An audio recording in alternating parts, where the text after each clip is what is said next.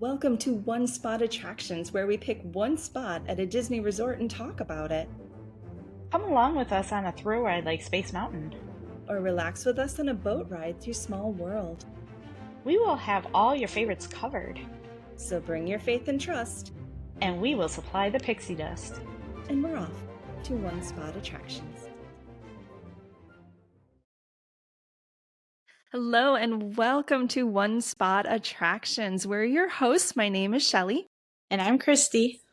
And we're going to be taking you into one spot at the Disney parks today. But first, we're going to start off with some, kind of goofy gossip. It's more of a talking about your experience. So you're going to be gossiping about your situation. What did you recently get to do, Christy? Well, if you haven't known, Christmas has started in Disney. So I went to Mickey's Very Merry Christmas Party on the second party, actually. So it was November 11th, Veterans Day. And it was a lot of fun. I actually got there before the party started because the party actually starts at 7 p.m. But if you have a party ticket, you can start going at 4 p.m. But being an annual pass holder, I just went before that because I didn't want to deal with the crowds, but it was fun. I have a question about that because I've done the parties where we've gotten in at 4 and there's typically a really long line because everybody, a good amount of us who aren't pass holders will wait and come in exactly at 4 to try to get the most out of that ticket. When you are in the park, did you have to do anything special? I know in the past you've had to go get wristbands or things, or was it all tied to your magic band so you didn't have to do anything once the party actually started? So if you're in the park before 4 p.m., they have 3 locations where you can check into the party. Okay, so they do want you to check in. Yeah, they have one where Stitch's Great Escape was. Tortuga Tavern. It's right by Pirates. It's right across from Pirates. So both ends there. You got Tomorrowland, you can check in Adventureland. And the third location is Mickey's PhilharMagic. Yay. So all you have to do is bring your ticket. If you have it linked to your magic band, then you just scan your magic band. And then when you check in, this is both inside the park or coming in at 4. Once you check in, once you check in, you go to the location that you're at, and then they'll give you a cute little ornament. Aww. And it's actually a gingerbread house. Do they change it annually? I went last year as well.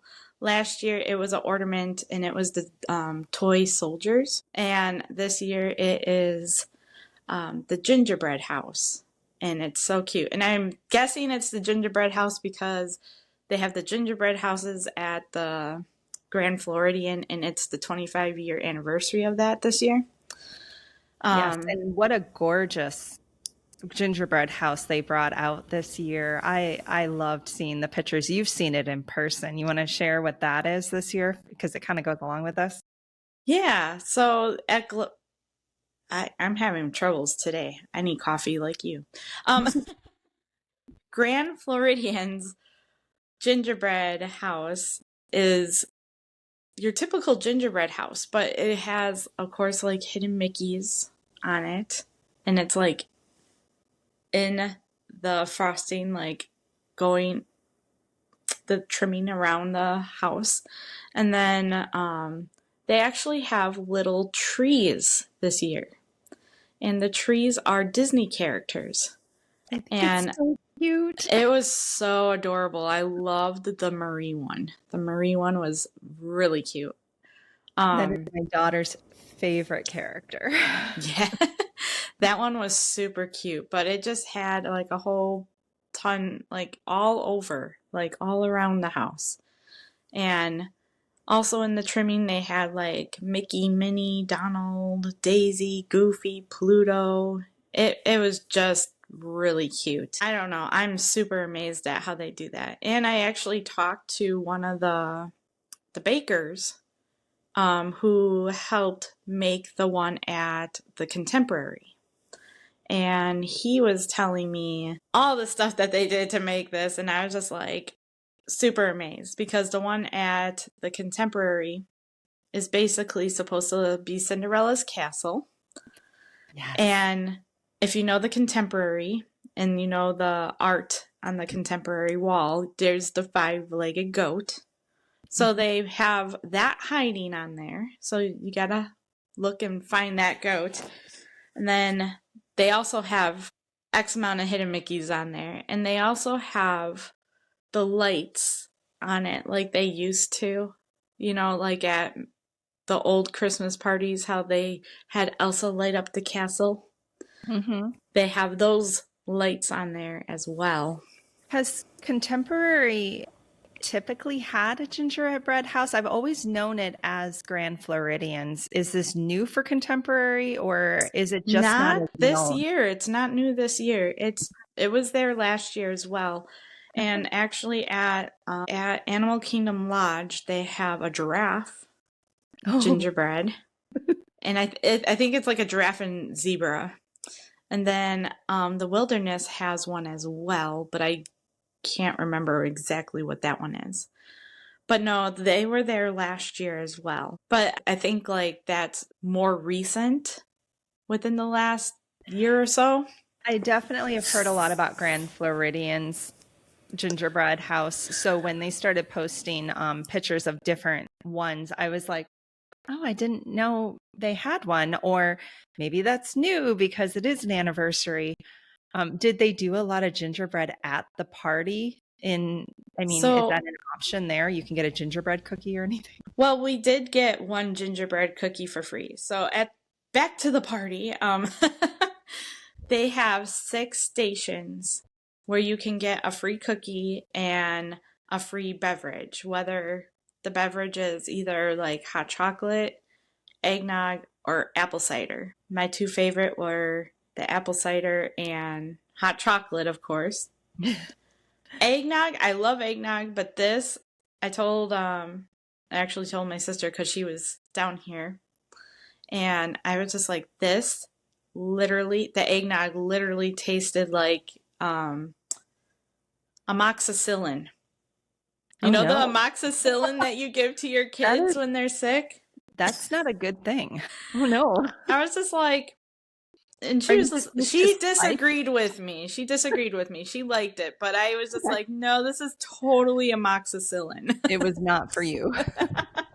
That's funny. Because it had like a bubblegum flavor to it.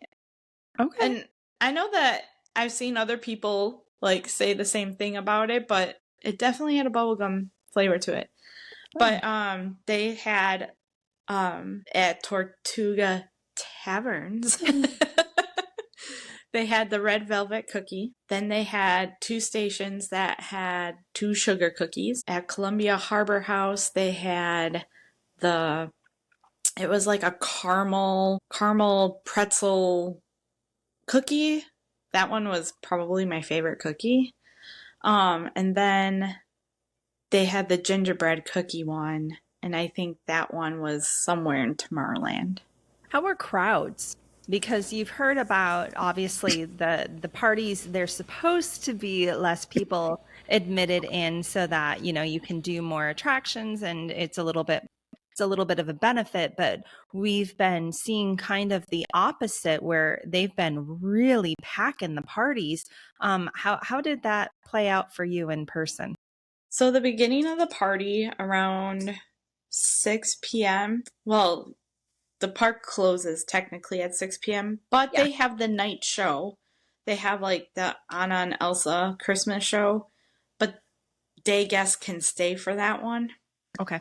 So But it's starting at 7, because that's technically when the party the party starts. starts at 7. What did you see for crowds then? Because before, It was that depends pretty, on the so the day. beginning of the party itself was pretty busy, Okay. especially if you wanted to see like the earlier shows and the parades. But if you stay for the later shows and the later parade, there's like nobody there. Like we stayed for the very last Christmas stage show Okay. that like shows like Santa Mickey and Minnie and my diva queen Clarabelle Cow. I was wearing her shirt that day.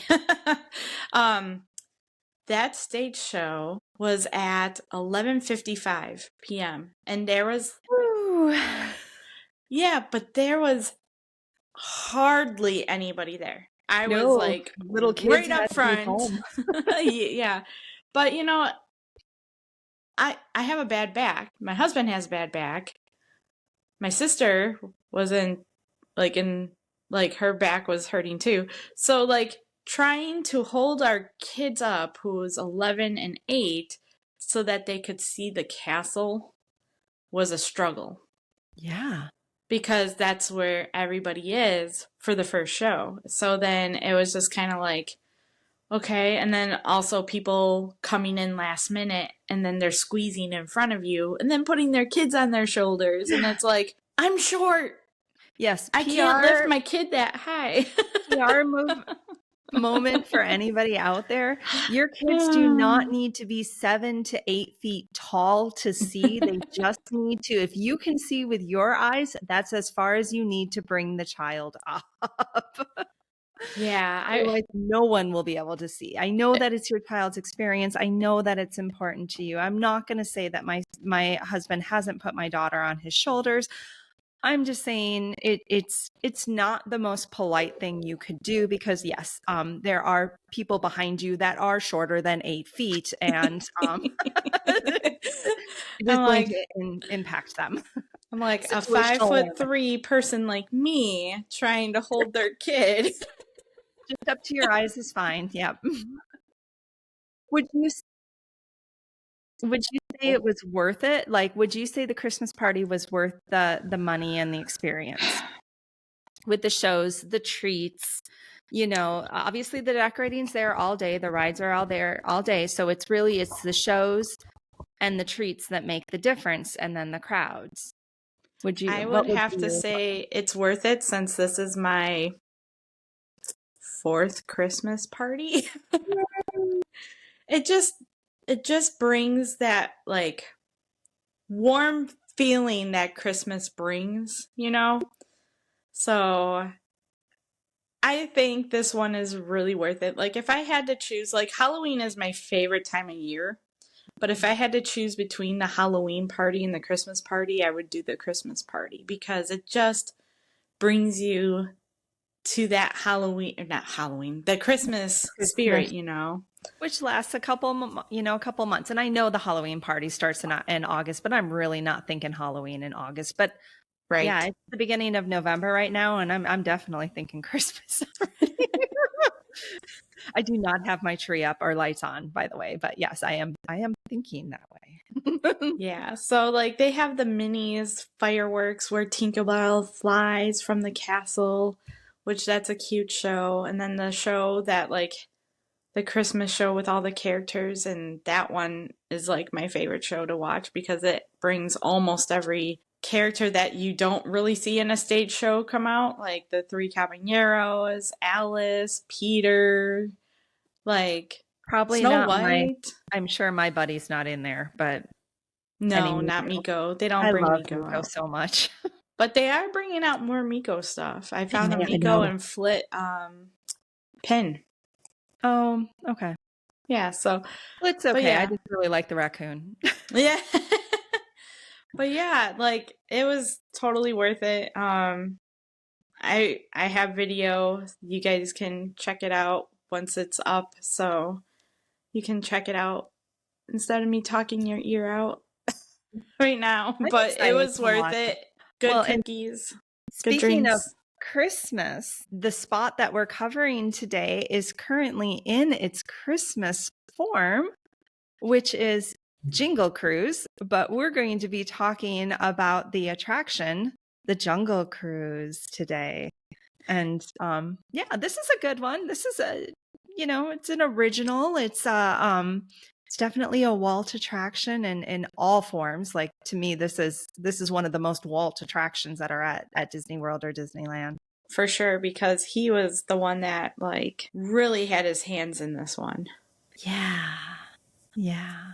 Well, you want to just give a lowdown, a quick, for anybody who doesn't know what this attraction is, like what is it?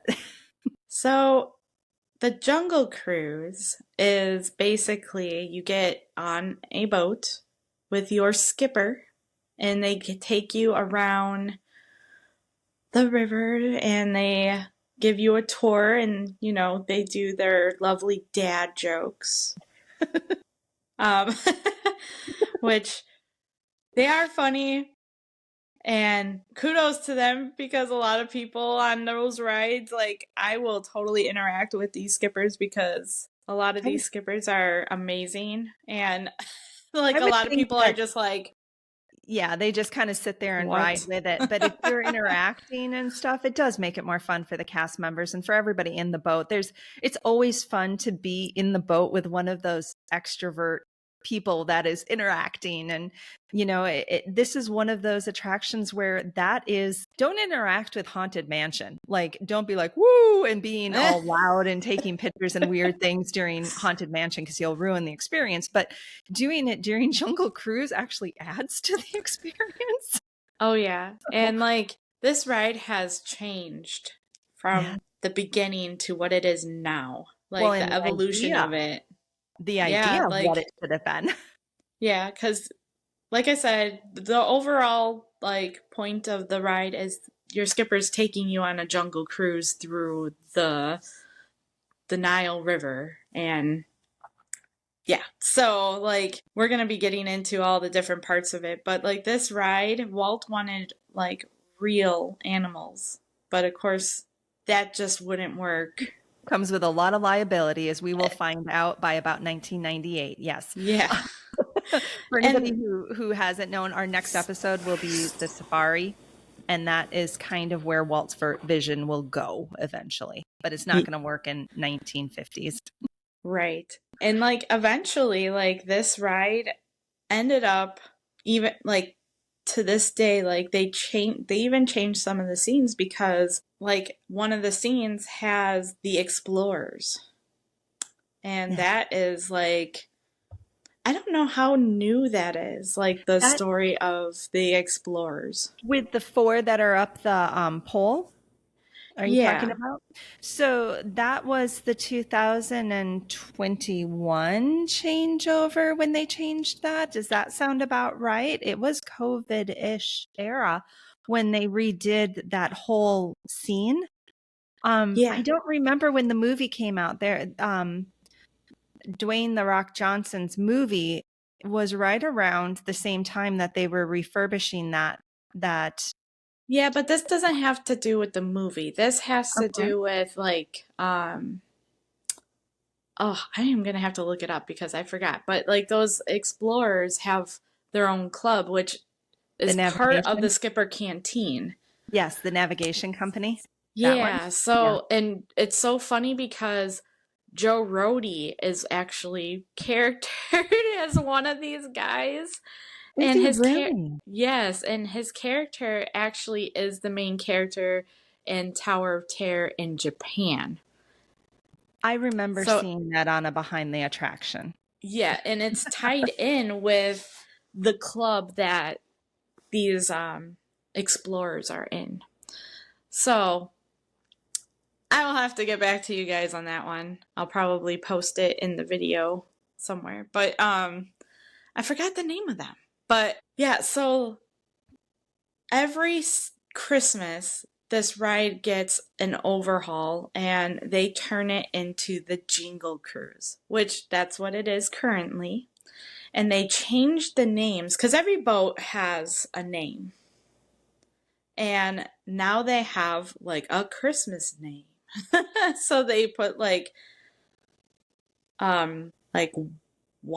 like here we come a wanderling. Like so it's like that name on top now and a wassailing. There you go. But it was like Wandaline.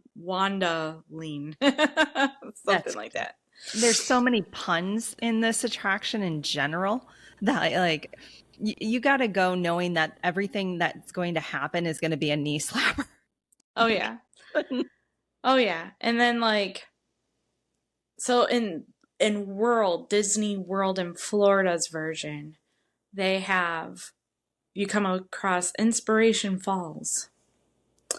And right now their little pun for that is it inspires me to go to the bathroom. because it's a waterfall Because instead it's of a it waterfall. inspires us to go further into the jungle or whatever. Yeah. Yeah, I always thought it was interesting that this tends to be, I think, a little bit more of a challenging cast member position because you are acting your entire shift. Um, so you got to really like acting. But they are given a script. They are not allowed to ad lib. So they're given a script, but they can choose from options within the script. So, like, as they come around and the monkeys are there, they have several choices of a joke to use. And the falls is another one that they have a few different jokes they can choose from.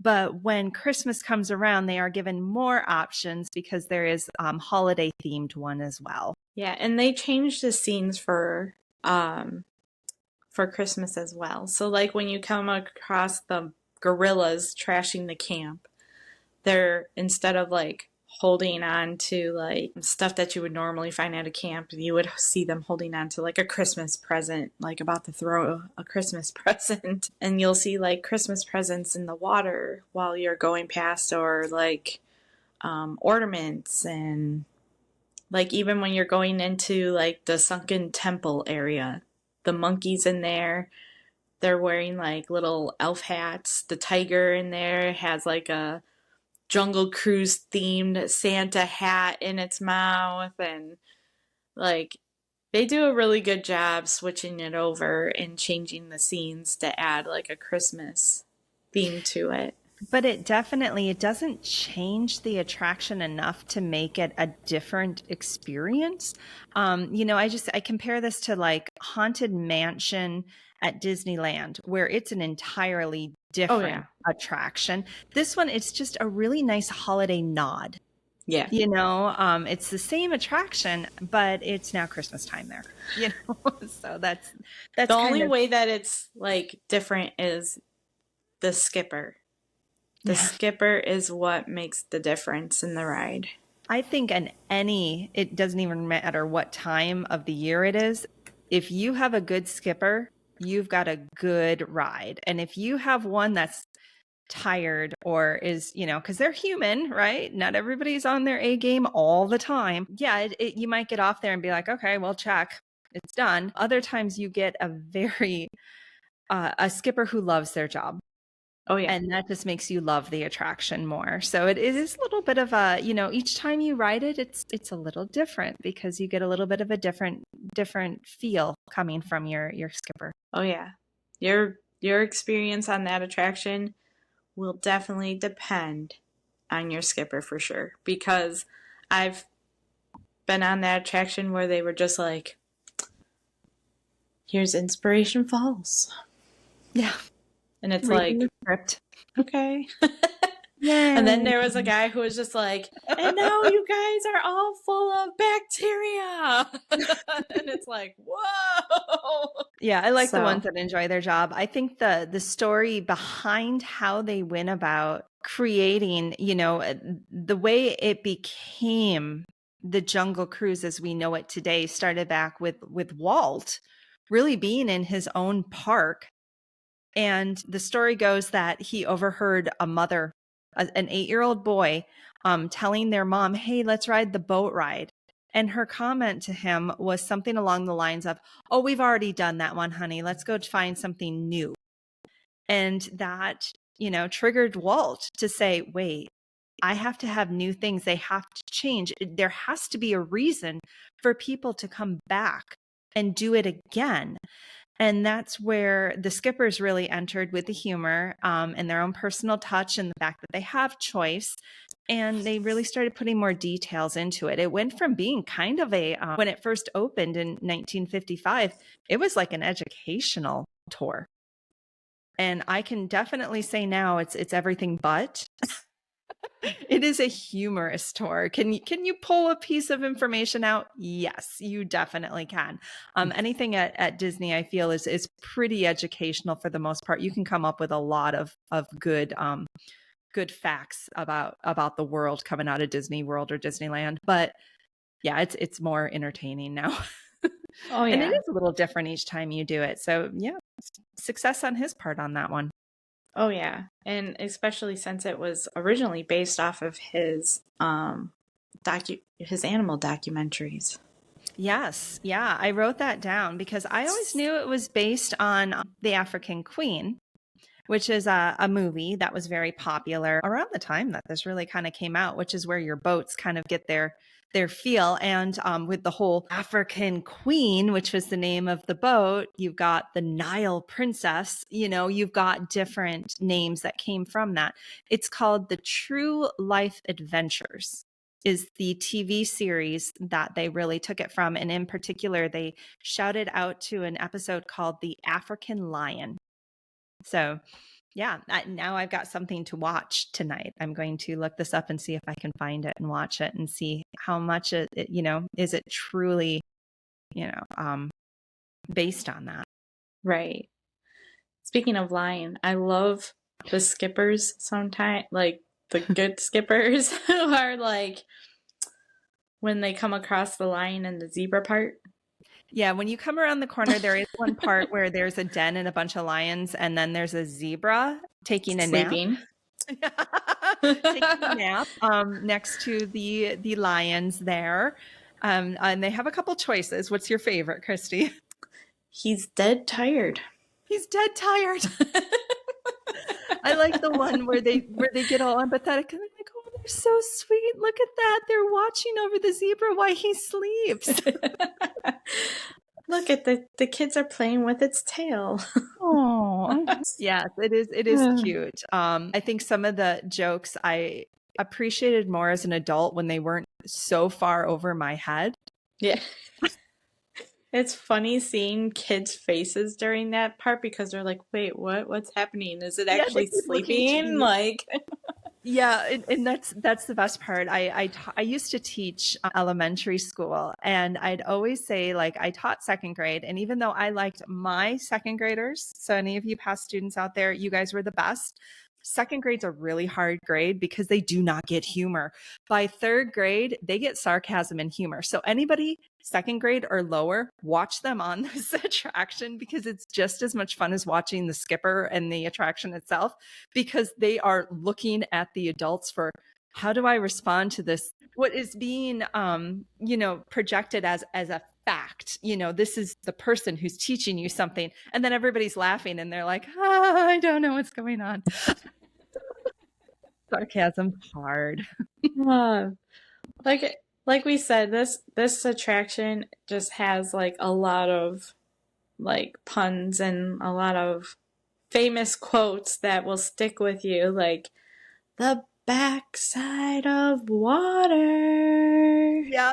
And then they chant O2H, O2H. I always like the one where you go into the temple area, so like the cave area. When you come past the waterfall, there's a little cave that takes you into more of an Asian-inspired area. And on the outside, there's a sculpture. And they were like, oh, hey, okay, we're going in. It looks like, okay, well, if you look over to the right, this is Shirley. And this is Shirley's temple that we're going into, and everybody like 40 and older is like, and everybody below that's like, I don't get it. So there is a lot of lost jokes, generational jokes. It really is a truly one for everything. My mother is bound and determined that these elephants in the water used to squirt at you. Like legit would get you wet, because she will tell a story on how she almost lost a contact because it squirted at her. And I'm like, I don't think that ever happened. And she's bound and determined it does. So, adults can get their imaginations going too. Maybe it did at one time. Yeah. I don't ever remember that. I don't remember that either. I Nope. remember when I was younger, when I went on that, I was just like, oh, it's going to get me wet, but it never did. Yeah. Well, and I'd always laugh because the most dangerous animals on the Jungle Cruise are the hippos, and they have to be careful for these hippos. And when I was little, I used to think that was so funny because I'm like, a hippo. And then come to find out, other than like mosquitoes, they kill more people than just about any other animal. They truly are super dangerous creatures. You know So what I'm kind of sad? So this attraction used to have like a tribe on it where they would like indigenous. shoot stuff at darts at you or Yes. and they don't have that anymore. No, they took out a lot of the indigenous stereotypes, and I think they've been kind of working that out for a little while to be maybe a little bit more respectful about some things. You know, we've also seen that recently in Peter Pan's Flight, where they were a little bit more careful about their representation. And so, yeah, there has been a lot of changes on it. Like even at the end, the Trader Sam's area has changed multiple times. It used to be shrunken heads and running a deal. Two of his shrunken heads for one of yours. Yep. I miss Trader Sam. Even my daughter, she misses Trader Sam. Yeah. Well, and I've got some really kind of fun trivia that I think you'll be okay with. I think you'll be able to get some of these. All right. Are you ready for it? Yeah. Okay. So there is a different fleet of boats at Disneyland and at Disney World. Do you know how many boats there are at Land or World? This one would be a straight up guess. I'm like, I know that there's more at World than Land. There is. I'm gonna take a guess. This is probably too high, but I'm gonna say 12 at World. No, but you're very close. Go a little higher. Oh, higher. Okay, 14. There is 15. I was gonna say 15, but I was just like, nope, that's too But high. at Land, you were right with 12 for Land. Okay, all right. And yeah, they have different names too. So the 12 at Land, they're like the Amazon Belle, where at World, it's the Amazon Annie. Or the Congo Queen at Land versus the Congo Connie at World. So they have all the different rivers because you go through 4 rivers on this attraction. You go through the Amazon, the Congo, the Mekong, and the Nile. And so, yeah, somehow they came up with 15 different rivers at World. And the one that I always like is the Orinoco. So there's the Orinoco Adventurous at Land and the Orinoco Ida. And I just sit there and think of Enya, and I'm like, sail away, sail away. Second question. How long is this attraction? 15 minutes. They've got it clocked at 10. Oh. But the other answer I would have taken is 10,000 miles. Because when they start out, that is the distance of these rivers. If you were to go through it, would be 10,000 miles. See, I said 15 minutes because our last skipper was just like, this will be the most, I forgot the word she said, but basically the most adventurous 15 minutes of your life. So that's why I said 15. When it first opened, they were real working boats that they'd have to steer and everything. And then the first one that took Walt, which would be absolutely terrifying to take your boss and performance review. And he ended up taking him through it way too fast. And so they slowed him down and did like hit points on a timer, and there was a clock on board. It has since it's moved to a track now. You can't see the track because they dye the water. They do this all over Disney. They dye all the water. So it's not really dirty water. It's just dyed. But yeah, it's a 10. They've got it clocked at 10. Oh, If everything's working right and they're unloading and loading people the way they're supposed to, that's how long it's supposed to take. This is my favorite piece of trivia because I found this one looking it up. And now I have a question to back up this question. And I don't know the answer to the backup question. When you're on this attraction, there's half a plane that is in the attraction. This is a real plane, and Disney did take the plane in half, and the other half of the plane was in another attraction. Do you know what other attraction the second part of the plane is in? Well, the attraction's not there anymore. It's not. But it was in the Great Movie Ride. It was the Casablanca scene where it looks like the propeller starting. I don't know if it was or if it was visual, but that's the other half of the plane. I'm really curious where they put it when they were done with it. You know they've got it somewhere. It's going to turn up. Oh, yeah. It's in the archives somewhere. Yeah. We'll probably see it again. So keep your eyes open for that, especially with so much expansion happening. They might need it for something. Like, think of Indiana Jones. That is my thought as well. I'd love to see it moved over there when Dinosaur gets redone, which, by the way, heartbreak on Dinosaur, my favorite attraction. Excited for Indiana Jones to come. So this one is, well, we talked about this one already, but I'll just give the question because I've got it here, but we already talked about it. What did Disney overhear that made him say the parks will never be complete? What did he hear to make him say that? Yep. The little boy saying, or the mom saying that we've already seen it. Yep. So when you hear that quote, the parks will never be complete, that started with Jungle Cruise, and it started with him overhearing that 8-year-old and the mother's interaction. What a very simple interaction that really changed the trajectory of the parks. That's little moments. Yeah. I love this one. There is a A-list celebrity that used to be a skipper.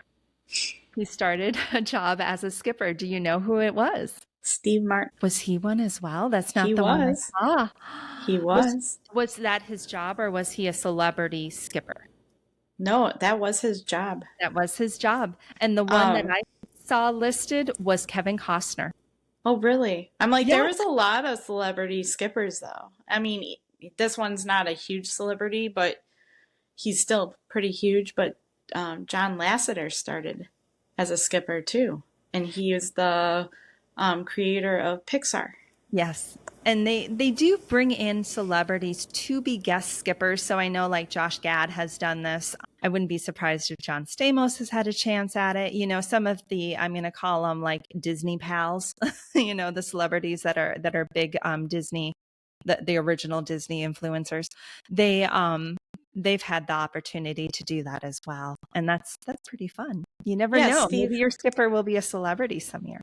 Yeah, because Steve Martin, I think, started off selling ice cream. I love Steve Martin. I know. And then he moved from that to, I think, being a skipper. I was thinking a few episodes ago, we were talking about Spaceship Earth and names of good narrators. Steve Martin would be a good one. Martin Short, I absolutely adore. I mean, they're in the same place, right? They're best friends. So those are a couple more good narrators that Disney could be using. Yeah. They have their foundation there, right? Right. I don't know. I think it's funny that there's so many like celebrities, like Wayne Brady used to be Tigger. Is he tall enough for that? I suppose. Yeah. Tigger's so tall. He was good friends with him. Yes, he was. He was good friends with Tigger. Aww. Oh, well, that's what we have for you guys today on Jungle Cruise. Our next spot, we kind of already teased what it will be, but we're going to be heading over to Animal Kingdom to Kilimanjaro Safaris next. And that will kind of take off where we left off here with Jungle Cruise, because it's got a very similar feel, but a completely different storyline and what's going on there. And it's kind of, I think, what Walt really wanted Jungle Cruise to be. So yeah, so thanks for joining us today, and we'll be seeing you on the next one spot. And as always, thanks for sharing the magic. Bye. Bye.